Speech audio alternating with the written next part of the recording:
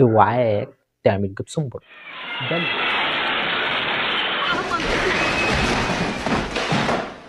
استودعتك اللهم نفسي وعيالي. ده اللي هيحصل معاك لما تيجي تشطب شقتك جديد. أنا محمود ياسر من قناة مدفع الديكورات. ما تنساش تعمل لي قلب، تعمل لي إعادة نشر. الحقيقة الكلام ده مش صح.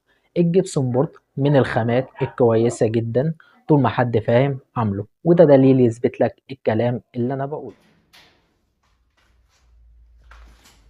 انشاف.